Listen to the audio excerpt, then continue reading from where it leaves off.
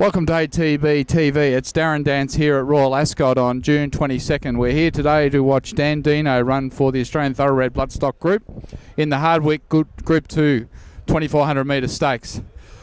Today I'm here with one of our Bloodstock agents, Chris Blomeley, who I've known for quite a few years now, and I thought it'd be nice just to find out a little bit about Chris today. Chris, welcome to ATB TV. Thanks, Darren.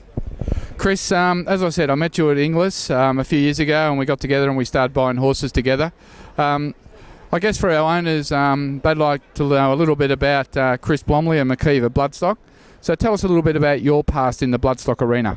Darren, while I was at university, I decided that the racing game was for me. My family are always been VRC members and attendees and had little shares and bits and pieces in racehorses. So I made some inquiries, and Adrian Hancock, who's a well-respected agent in the game, put me on and taught me the ropes, which was I owe him a lot for that. Then my career progressed. Spent a lot of time at Swettenham Stud selling nominations for Adam Sangster before moving on to Inglis when we started our association. And then about a year ago, I was offered an opportunity to come over to England and work for Johnny McKeever at McKeever Bloodstock. He's an agent that hasn't had a lot of exposure in Australia, but over here he's one of the big three. So there are numerous Group 1 winners on the wall in the office, and he's responsible for all of them. Tell us a little bit about your work. It's very trendy for Australians to buy horses, out of Europe and the UK. So I imagine it's quite busy for you, and there's a lot of work involved in trying to identify these horses. There is, and big phone bills that go with it. The way I try and look at it maybe a little bit differently to other agents, I don't go around trying to find horses for sale. I try and identify the ones that we think, or that work with my clients, to find the ones that we think suit their budgets and will be a realistic shot at bringing back some prize money and some good days at the races. So it's a year by year thing, and the form's always unravelling, and it takes lots of hours of watching video and studying pedigrees and times and race maps and all the sort of things to find the right horse. But it's well worth it when you do land one. About 18 months ago, we decided to work with you to find a horse for the Melbourne Cup.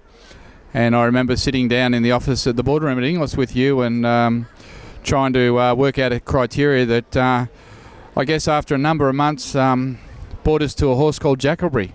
Yeah, that's right, Darren.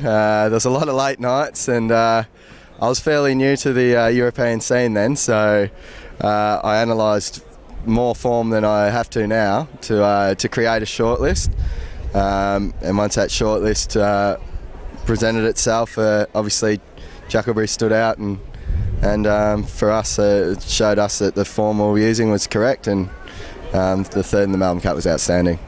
So for you to be part of the Jacklebury purchase, and he's been a great horse for us. He's won over $1.5 million. He's an Entire, he's a stallion. He's won in America, he's won in Dubai. He ran third, as we know, in the Melbourne Cup, and it's not over yet. He hopefully will be back for the Caulfield Melbourne Cup this year. As a Bloodstock agent, a young man in the game, going to Melbourne Cup and watching Jacklebury run third, what did it mean to you? I was a nervous wreck before the race, and I was borderline delirious after it. So it was a fantastic day. All that hard work had finally paid off.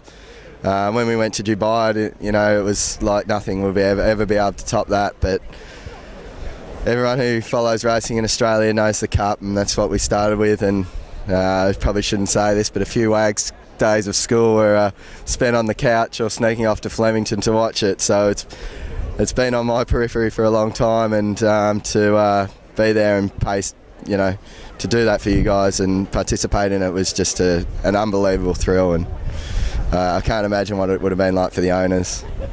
I don't think it was much different to that summary, really.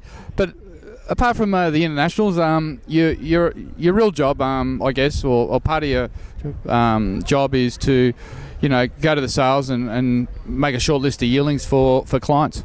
Yeah, I go to a lot of sales in a lot of different countries now, Australia, New Zealand, England, Ireland, France. I may attend one in America this year. I get to the sales and start in box 1 and work my way through every one. I don't rule out on anything on pedigree, but that determines the price, so you've got to keep that in mind. But we just try and find nice, correct horses that will stand up to the test of racing, and from there, once that short list of those that will stand up is made, then we can select the ones that we think will go beyond that. I guess only been in the game a couple of years at this level. You know, you've got a lot of horses yet to run for you that hopefully will be hanging on the wall of your office as horses that you selected for clients. Yep. But today you've already had some success. Yeah, my first lot of 2-year-olds, I've already had a stakes winner. Direct Charge won the Maribyrnong in Cup Week, so it was a good week for me all round.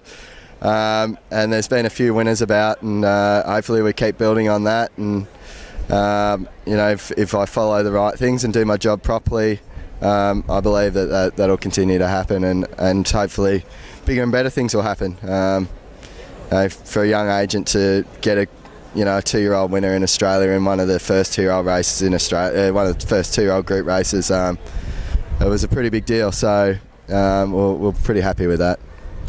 Well, thanks for joining us at Ascot. Let's hope we have a good day. And there's no doubt it won't be long, and we'll be trying to find that next Melbourne Cup runner for ATB. Thanks, Darren, and good luck to everyone in Dandino. Cheers, mate. Thanks very much.